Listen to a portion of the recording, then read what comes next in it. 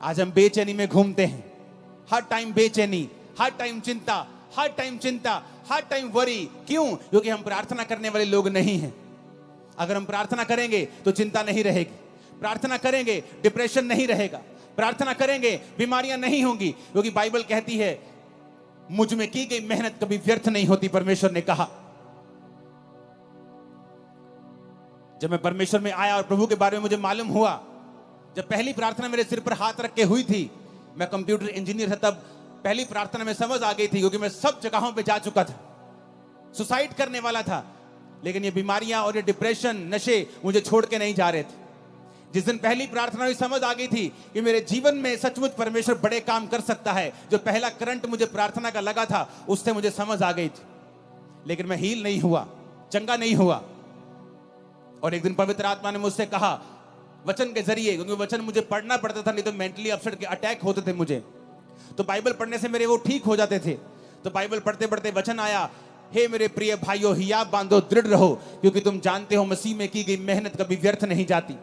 यहां लगा यह वचन दिल में, रेमा बन गया, मेहनत करनी शुरू की, 40 रोजे रखे, साल में 1 बार, 2 बार, 3 बार, 4 बार, 5 बार, 5वीं बार या 6ठी बार रोजे थे तो परमेश्वर ने मुझे छुआ और 2005 में उस डिप्रेशन से पूरी तरह आजाद कर दिया। आज 25 हो चुका, 20 साल से मैं पूरी तरह से आजाद हूं नशे से, डिप्रेशन से। कारण क्या? प्रार्थना, जो परमेश्वर ने हमें अधिकार दिए हैं। आपने कंप्लेंट अपने पास्टर को की है कि आपने रोज प्रार्थना की है? आपने 2 महीने करके बंद कर दी, आपने लगातार प्रार्थना नहीं की। आपको वचन के ऊपर खड़े होना होगा जब अगर आप चाहते हैं रिजल्ट आए तो। संविधान में लिखा है अगर रजिस्ट्री आपके मकान की आपके नाम पर है तो कोई उस पर कब्जा नहीं कर सकता, लेकिन लोग कब्जा फिर भी कर लेते हैं। फिर आप क्या करते हैं? रोते हैं। क्या रोने से घर छूट जाएगा? आप लड़ेंगे, वो गैर कानूनी है। क्या करेंगे? आप केस करेंगे, कोर्ट में जाएंगे, संविधान के मुताबिक बताएंगे जज को संविधान में ये लिखा है और ये लॉ के मुताबिक ये मेरा मकान है। लेकिन आपको ये भूल गया कि बाइबल आपका संविधान है। शैतान ने आपकी सेहतों के ऊपर कब्जा किया हुआ है, आपके बच्चों को नशों में लगाया हुआ है, उसने आपके घराने पे, आपके फाइनेंस पे कब्जा किया हुआ है। आप सिर्फ रोते हैं, रोने से कुछ नहीं होगा। कंप्लेंट करते हैं, उससे भी कुछ नहीं होगा। आपको परमेश्वर के सामने जाना होगा, घुटने टेकने होंगे, हाथों को उठाना होगा, स्वर के परमेश्वर की ओर दुहाई देनी होगी और वो खोल देगा आसमान। मैं आपको फिर कह रहा हूं, वो आसमान खोल देगा और आपको उसी ऊंचाई पर लेके जाएगा जिसके लिए आपको उसने पैदा किया है। लेकिन हमें फैसला करना होगा कि हमारा सोता परमेश्वर है या नहीं। क्योंकि आपने कंप्लेंट भी करके देख ली, आपने रो लिया, अपने बच्चों से लड़ लिया, अपने हस्बैंड से लड़ लिया, अपनी वाइफ से लड़ लिया, अपने भाई से लड़ लिया, लड़के भी कुछ नहीं हुआ, रो लिया, करला लिया, कलेश डाल लिया, कुछ नहीं हुआ। परमेश्वर तुम्हें सिखाता है ना बल से ना शक्ति से, बल्कि उसकी आत्मा के द्वारा कि मेरे बेटे, मेरी बेटी, तुझे मेरे पास आना होगा। सेवकाई को चेंज करना है, मेरे पास आना होगा। जो लोग आपकी बात नहीं सुनते। 2011 में मैं बड़ा फ्रस्ट्रेट था। मिनिस्ट्री 7000 क्रॉस कर चुकी थी, 7000 की चर्च क्रॉस कर चुकी थी, लेकिन मैं बड़ा फ्रस्ट्रेट था क्योंकि मैं जैसा चाहता था वैसा काम नहीं होता था, टीम वैसा बिहेव नहीं करती थी और मैं फ्रस्ट्रेट हुआ और मैं चला गया प्रार्थना में। देश को छोड़ दिया और 21 दिन के लिए प्रार्थना में चला गया। वो 21 दिन मैं अनमैरिड था, अपनी फैमिली से वैसे भी बहुत मैं कम बात करता था। मेरी मदर थी शायद जो सेव हो चुके थे, शायद 2011 में वो भी नहीं हुए थे या एकदम से ताजे ताजे सेव हुए थे। कोई फैमिली मेंबर मुझसे बात नहीं करता था। बस 21 दिन सिर्फ प्रार्थना की। अपने होटल के कमरे में रहता था और जब प्रार्थना से उठता था तो मुझे मालूम नहीं होता था कि दोपहर का समय है कि रात का समय है कि सुबह है। मोबाइल छोटे होते थे, छोटा मोबाइल दिखता कि कितना समय हो गया।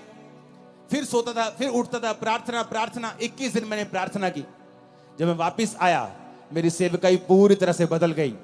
लोग मेरी बात सुनने लगे, टीम्स मेरी बात सुनने लगी। मेरे मन मुताबिक जो खुदा ने मुझसे चाहा था वैसा मेरी मिनिस्ट्री में काम होने लगा, क्योंकि परमेश्वर ने मुझे दिखाया कि तेरे प्रचार से भी कुछ नहीं होगा, तेरे चाहने से भी कुछ नहीं होगा, तेरे डेडिकेशन से भी कुछ नहीं होगा। जब तक तुम मेरे सामने घुटने नहीं टेकेगा, मेरे सामने नहीं आएगा।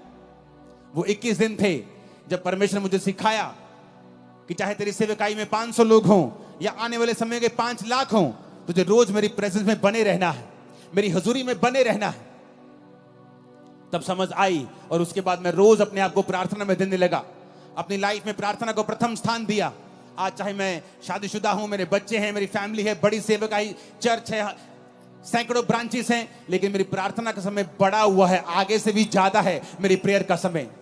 क्योंकि मैं सीक्रेट जानता हूं, मैं ये भेद जानता हूं कि भेद है खुदा के साथ रहना, भेद है प्रार्थना करना, भेद है तुम दुख और सुख भोगी मनुष्य हो।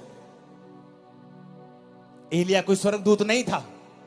राजा के सामने जाके बोलना कि राजा मेरी जिम्मेवारी से बोलता हूं, तेरे देश में बारिश नहीं आएगी, यानी तेरा देश भूखा मरेगा। आज तो जमीन के नीचे से पानी निकाल लेते हो समरसिबल से, तब ऐसा नहीं होता था। कुएं खोदने पड़ते, निकले पानी ना निकले उस इलाके में जहां वो रहता था। उसने जिम्मेवारी ली। दिलेरी कहां से आई? प्रार्थना से।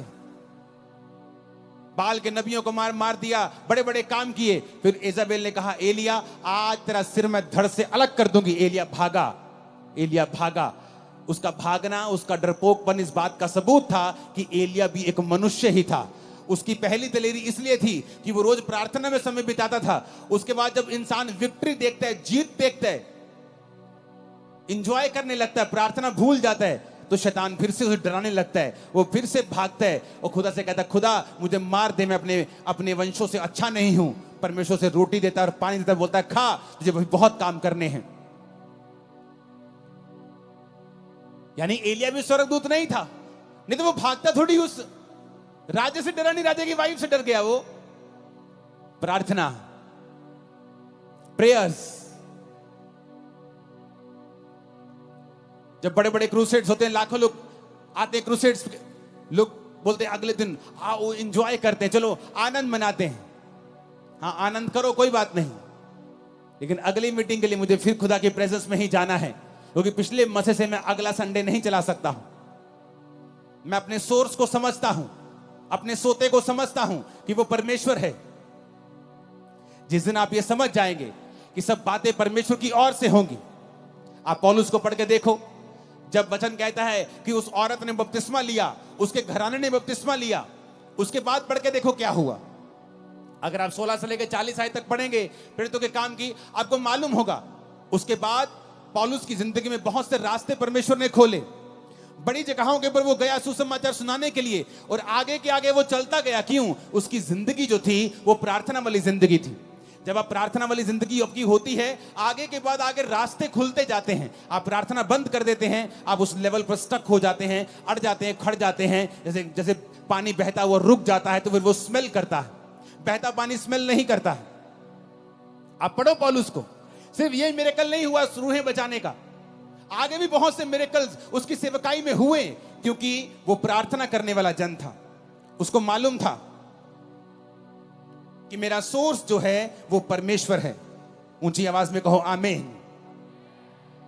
आप पढ़ो अपनी बाइबल को, रोज देखो कि कब कब प्रार्थना हुई है और कहां कहां प्रार्थना का रिजल्ट उनकी लाइफ में कैसा आया है। आप फिर समझ जाएंगे दुनिया की बड़ी बड़ी बेदारियां प्रार्थना से शुरू हुई। ये आज भी जो लाखों लोग यहां बैठे हैं, ये भी प्रार्थना का ही नतीजा है जो लोगों ने की है कि यहां बेदारी आए। हालेलुया। अगर आप वहां पे देखेंगे तो उसके बाद 16 आयत से, प्रेरितों के काम 16 उसकी 16 आयत से एक दुष्ट आत्मा को पौलुस निकालता है। जब वो जा रहा था, जो भविष्यवाणी करती थी फेक थी। उसके बाद पौलुस और सिलास को पकड़ लिया जाता है और बंदी गृह में बंद कर देते हैं। वहां भी वो प्रार्थना और धन्यवाद करते हैं। वहां का दरोगा, वहां के लोग जब भूकंप देखते हैं उस जेल में और परमेश्वर छुड़ा लेता है, उनको भी वहां बचाता है। देखो कितने मिरेकल जुड़े हुए हैं इसी घटना के साथ। कैसे हुए? प्रेयर्स के कारण, कि वो जानते हैं अगर हम प्रार्थना करेंगे तो स्वर्ग खुलेगा। प्रभु यीशु मसीह उससे ऊपर तो कोई नहीं है, लेकिन वचन कहता है 12 मानेगा और मेरा पिता उससे प्रेम रखेगा और हम उसके पास आएंगे और उसके साथ वास करेंगे। हालेलुया। ये वचन वो चाबी है जो हमारी हर एक तकलीफों को दूर कर सकती है। प्रेम। पर हमने हमेशा वचनों में पढ़ा है और हम सबका उदाहरण लेते हैं कि परमेश्वर ने कैसा प्रेम करा, परमेश्वर ने कैसा प्रेम करा। देखो परमेश्वर ने किसी चंगाई दी। आज हम ये भी देखें कि हम उससे कैसा प्रेम करते हैं, क्योंकि उस तरह के जो मुझसे प्रेम करता है आज अगर मैं बाइबल न पढ़ूं, है ना, आज अगर प्रार्थना ना करूं, तो शायद उसके प्रेम को जान नहीं पाऊंगा, है ना। पर अगर किसी कहने में चलता रहूंगा तो परमेश्वर को नहीं जान पाऊंगा। तो मेरे को खुद को तैयार करना पड़ेगा कि उसको मैं कैसे प्रेम करूं। जैसे आज हम सभी लव मैरिज कर रहे हैं, ये नहीं मतलब सभी का लव था, तो हम अगर किसी को लव लेटर मिला या व्हाट्सएप पे मैसेज आया तो हम दिन में 3 बार देख लेते थे, अरे यार मिस यू करा इसमें करे कि नहीं करे, है ना।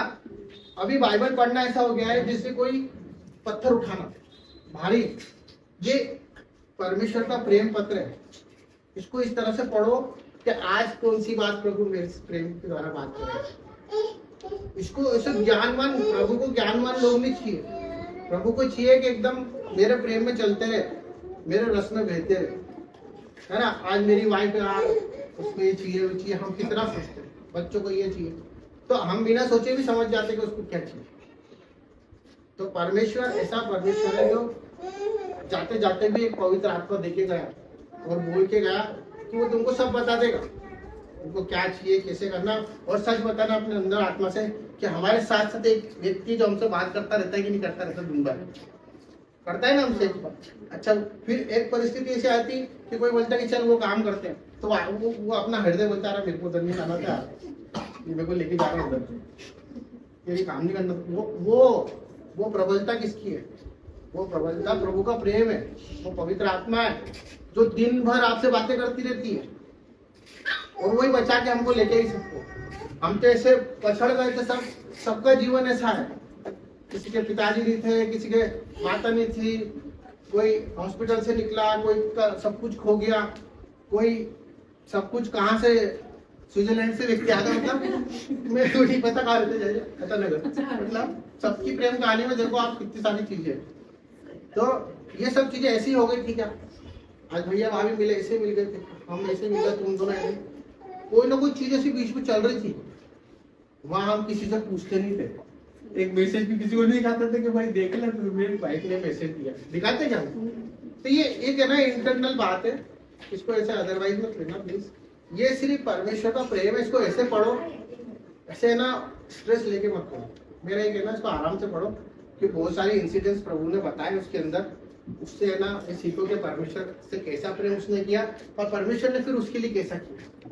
हालेलुया। तो एक लास्ट है जो बाइबल की स्टोरी है, इसमें मत्ती उसका 36 से 50 तक हम पढ़ेंगे, और मैं खुद ही पढ़ूंगा क्योंकि मुझे पढ़ना है। अध्याय कौन सा? मत्ती 36 का 36।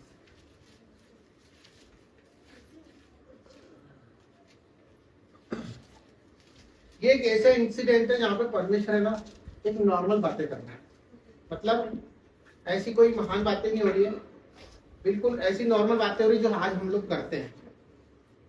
अब जब हम शुरू में देख रहे थे यूहन्ना जिसके वचन में हमने पढ़ा कि परमेश्वर प्रेम चाहता है,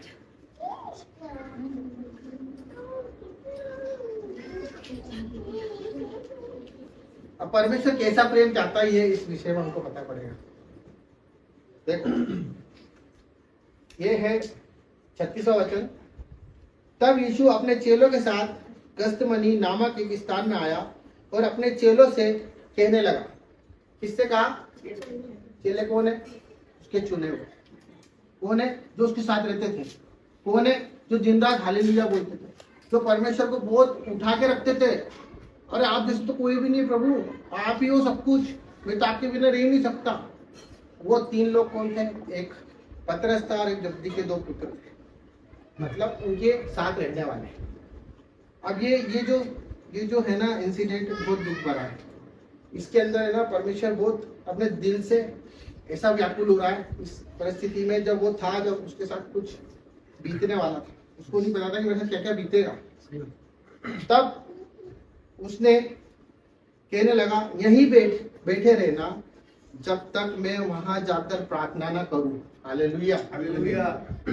मैं मेरे मित्रों को लेके गया हूं और मैंने बोला भाई तू कुछ नहीं कर सकता ना, आज मेरा दिन अंतिम है भाई, मेरे लिए बैठे रहे 2 घड़ी वहां बैठ जा, बस 2 घड़ी मेरे को हिम्मत मिलेगी, है ना, मैं प्रार्थना करके आता हूँ।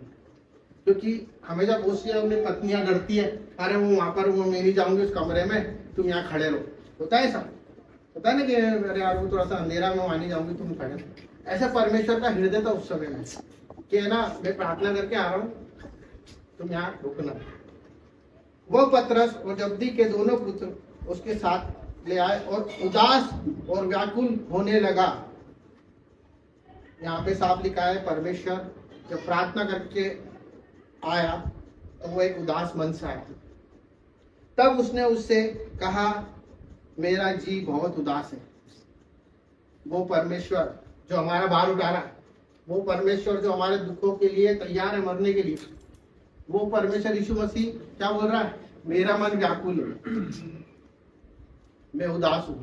होता है, हर एक व्यक्ति जब उसका बीतती है ना तो बहुत उदास होता है, पर उस समय वो कुछ नहीं चाहता है, दूसरी वे चाहता है कि कोई उसका हाथ पकड़ ले तो भाई कुछ नहीं होगा तेरे साथ, है ना।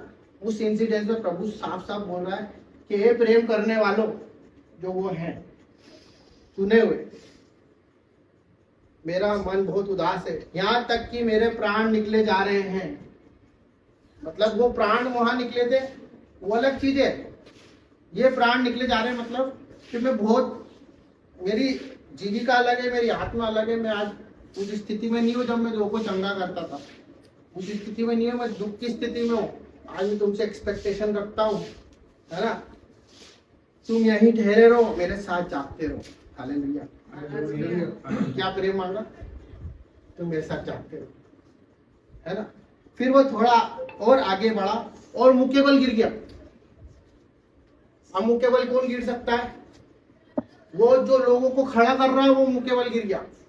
वो यीशु मसीह जो लोगों की पीड़ा झट से ठीक कर देता था, वो मुंह के बल गिरा और गिरने के बाद भी उसने प्रार्थना की, प्रार्थना की, हे मेरे पिता यदि हो सके तो ये कटोरा मुझसे टल जाए। हालेलुया। ये कटोरा टल जाने का मतलब क्या, एक बुरी परिस्थिति उसके ऊपर आ रही थी, वो ये नहीं चाहता था कि प्रभु ये चीज को हटा दे मेरे से, टल जाए मतलब या तो कुछ पोस्टपोन हो जाए, या थोड़ी देर के लिए कुछ पेपर, कुछ इसका एक अल्टरनेट कुछ मिल जाए। प्रभु आज नहीं, मैं तो तेरे वादे पे टिका, कुछ अल्टरनेट मिल जाए, मतलब कोई ना कोई ऐसा रास्ता मिल जाए। पर परमेश्वर तो भी जैसा तू चाहता है वैसा ही हो, जैसा तो भी मैं चाहता हूं वैसा नहीं, परंतु जैसा तू चाहता है वैसा ही। मतलब अगर तू मेरे लिए को रास्ता निकाल रहा ना तीसरा, फिर भी तेरी इच्छा से निकालना, है ना। मैं ये भी बोल रहा हूँ जब करूंगा तो मैं वादा तो पूरा ही करूंगा, मैं व्याकुल हो रहा हूँ, मैं तड़प रहा हूँ, मैं गिर रहा हूँ और मेरा खून, मेरा पसीना खून बन रहा है। उसके बाद उस व्याकुल स्थिति में भी परमेश्वर फिर आता है। फिर उसने चेलों के पास आकर उन्हें सोता पाया और पतरस से कहा, क्या तुम मेरे साथ एक घड़ी भी नहीं जाग सके। हालेलुया। ये तकलीफ है प्रभु की। वो क्या बोल रहा है, एक घड़ी नहीं जाग सके। वो दिन रात उनके साथ रहते थे, वो उनको रोटी तोड़ के खिला रहा, सब कर रहा है, जमाने भर में लेता फिर रहा है। वो बोल रहे एक घड़ी जाग जाना मेरे लिए भाई। वो सो गए, पतरस सो गया। फिर भी परमेश्वर ने उन्हें क्षमा किया। क्या तुम मेरे लिए एक घड़ी भी नहीं जाग सके। ये टोंट थी प्रभु की, वो कुछ बुरा नहीं चाहता था, पर उनको उन्होंने बता दिया कि तुम एक घड़ी भी नहीं जाग सके।